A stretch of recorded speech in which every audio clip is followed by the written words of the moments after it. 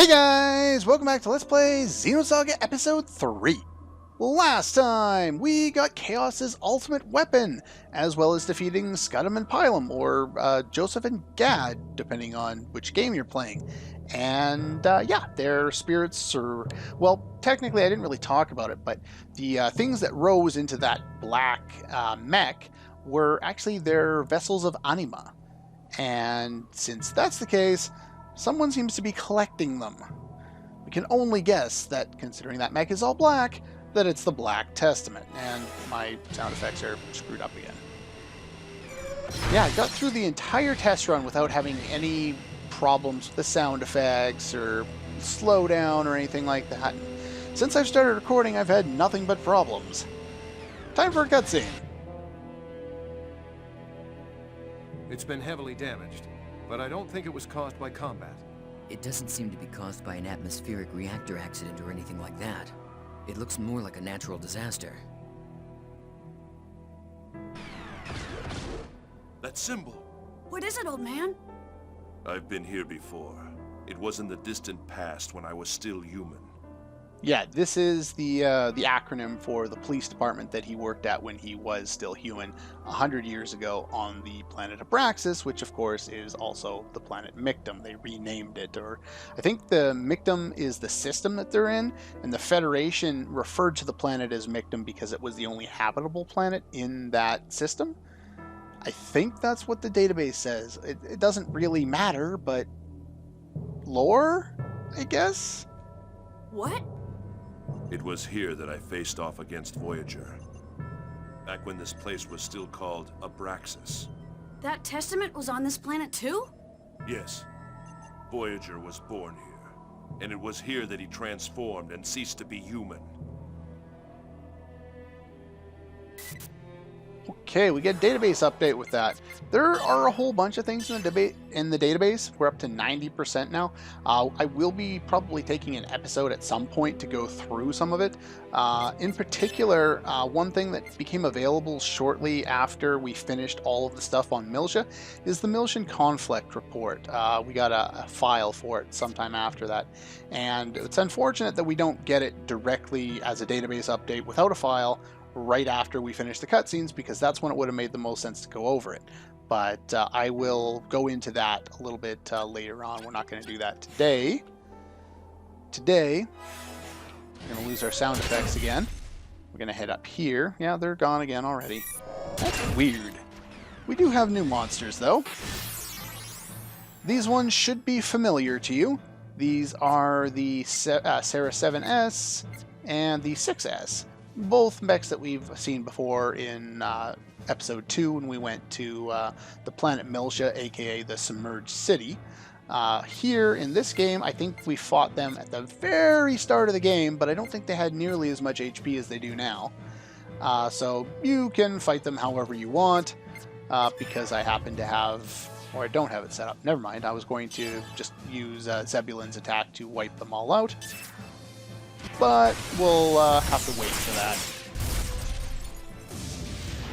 Yeah. The one thing that's different about the enemies here is they have lower HP than the ones that we fought more recently in Abel's Ark. But on top of that, well, basically, I guess instead of that, they do a shit ton more damage. So I'm going to use my specials to take them out. Yeah, they don't really have a lot of weaknesses either. But as you can see, it only takes one attack instead of two to completely take them down. Now, toward the end, now that we're a little more powerful, we're able to kill enemies in Abel's Ark that fast too. But we can do that already here. And if you look, we got 22 SP with only one enemy being killed with a finish strike. If you fight 5 of the enemies around here, you'll get 30 SP without having to get a finish strike on them, which is more than the previous area. But it's a lot more risky because they deal more damage. So that's entirely up to you whether you want to grind here or there. The enemies here are harder to find basically a good spot to zone in and out and fight them over and over again. And because they do so much damage, you have to spend more time healing. So I don't think it's worth it, but that's entirely up to you. Okay, so we got one's weak to fire, the Leviat. Again, we saw these in the Submerged City in episode 2, and the Leviat Officer, which we also saw there. I'm not sure if they were all weak to stuff there as well, but let's do a normal attack, sure. And then we're just going to have Zebulon annihilate them, because that's what Zebulon does. I'd like to get those all up to level 3 before I do something, so it's one of the reasons why we haven't gone back, even though there are still 2 optional bosses I would like to go over. I do want to basically get a little more levels before I do one of them. The other one I could do right now without any real problem, but, well, we'll go build up our anima levels and our skill levels, and then we'll go back and we'll try that one as well. Now, if we head back this way, blow up this guy, we can disembark. This would make you think, oh crap, there's going to be strong enemies, but no, there aren't any at all. Just more time to listen to the awesome music.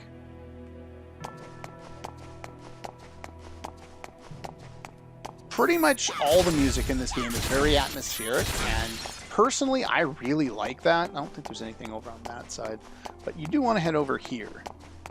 Now, I've made points before about the atmospheric music not fitting certain situations, but that doesn't... Wrong side. But that's not always the case. Here, I don't think it particularly fits what we're doing, but the desolate nature of the planet itself, it does fit. So, a little bit of give and take. Oh, we got the night moon before. Let's take a look at that. That was a necklace. Where? No, I said it was a necklace, not a ring. Night moon. Large SP+. Now, there is a reason for using that, as well as this, and I will go into that, but we have to take on, I think, one or maybe even both. Actually, it is both of the super bosses before we can really have the best ability with those, or the best use of those. Of course, the mechs weren't actually sitting there just a moment ago. Maybe they were in their little Pokeball things.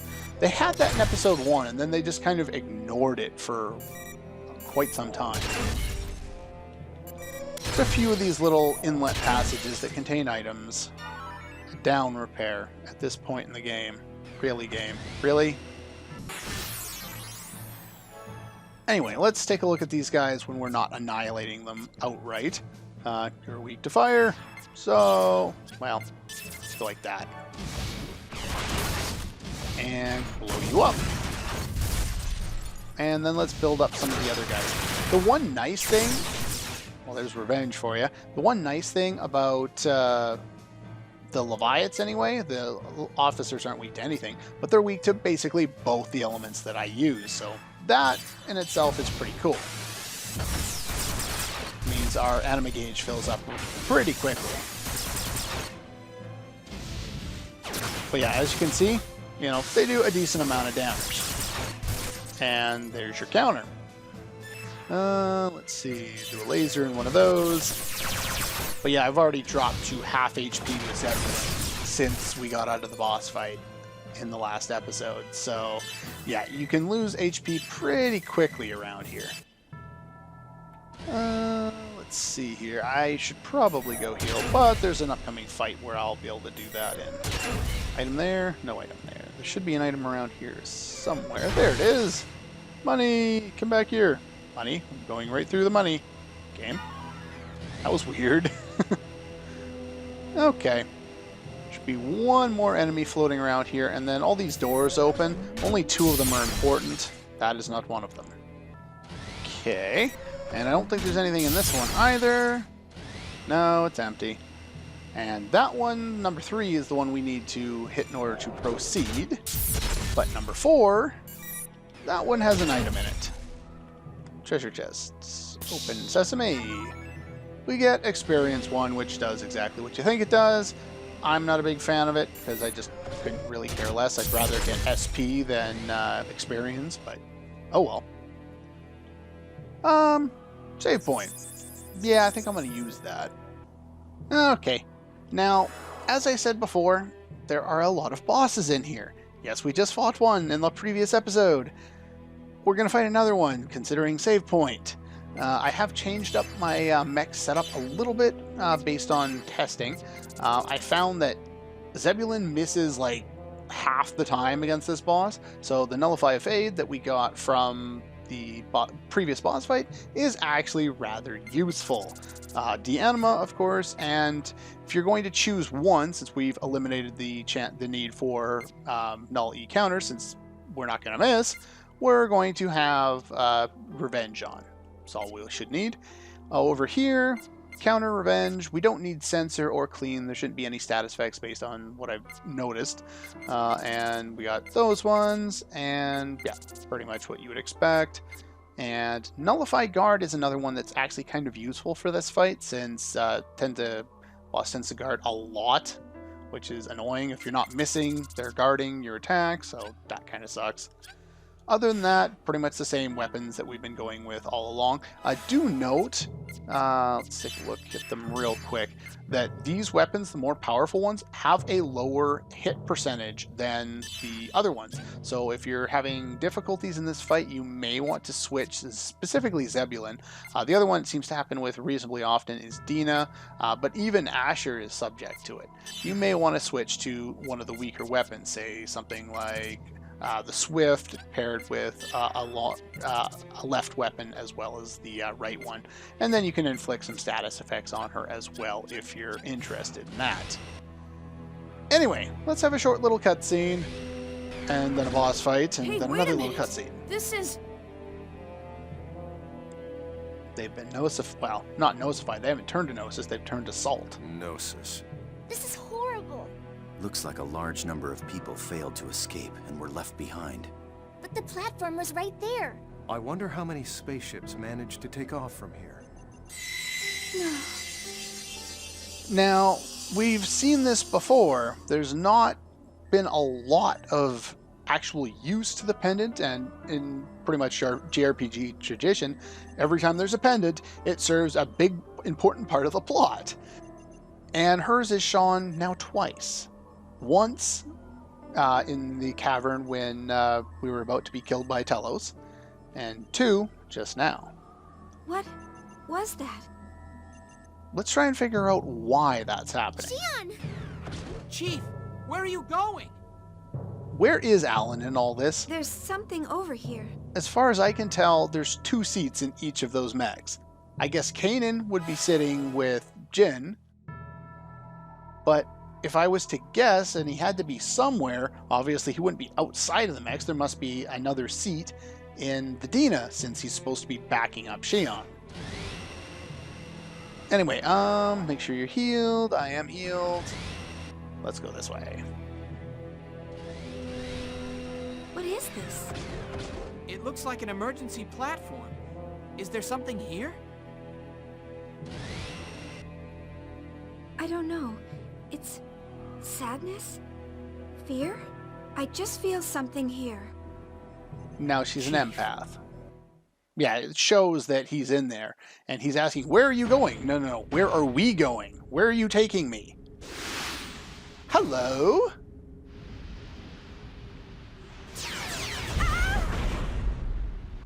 I kind of spoiled who this was when I said it's her mech or she's dealing this amount of damage. But yeah, it's Pellegrini. I never thought we'd meet in this place. I must remember to thank God, Jin Uzuki. Pellegrini? I have nothing further to say to you. We must stop the disaster that's happening on this planet. Neither Ormus nor the Federation matter at this point. We have no reason to fight you. No reason to fight. Do you know what this place is? Yes. This place?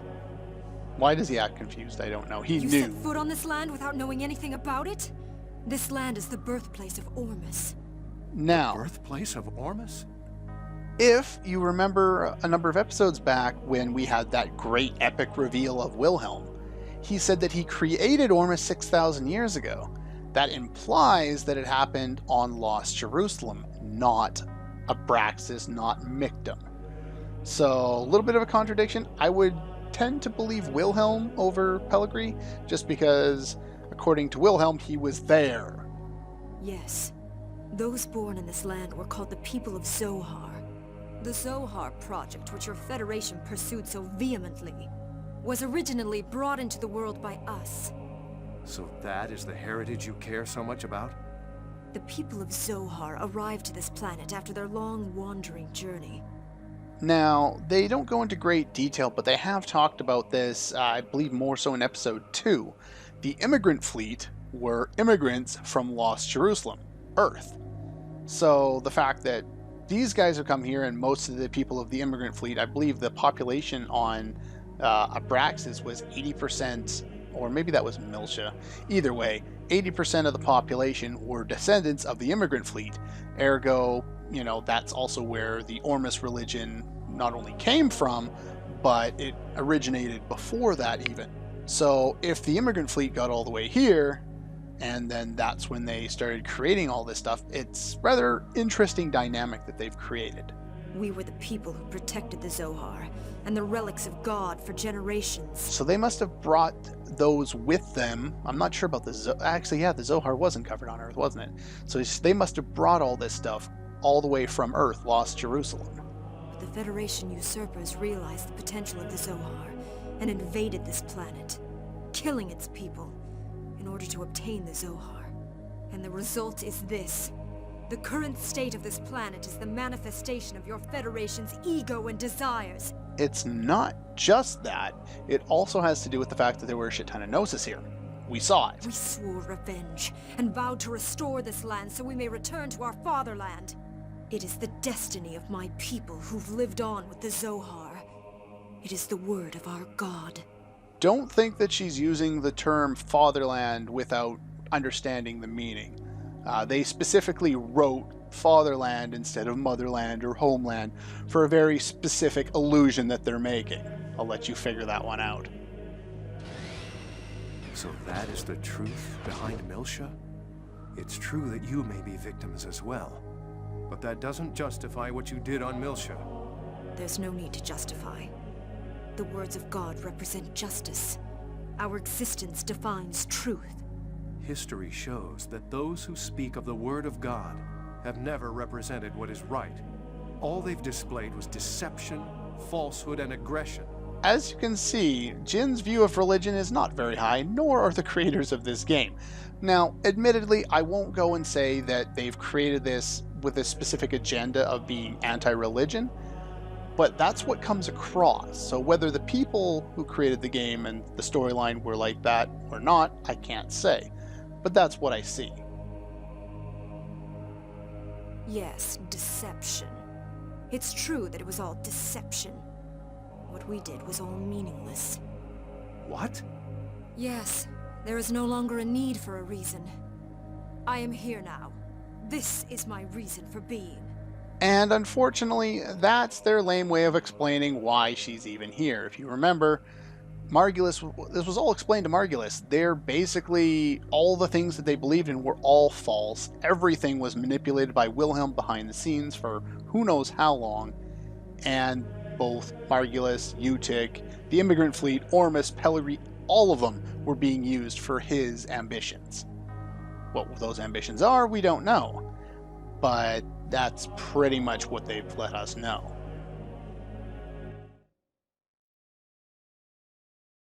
Jin, remember that you are free. You can freely accept or reject anything you please. But I'm different from you. I can never join you. This was fated from the beginning.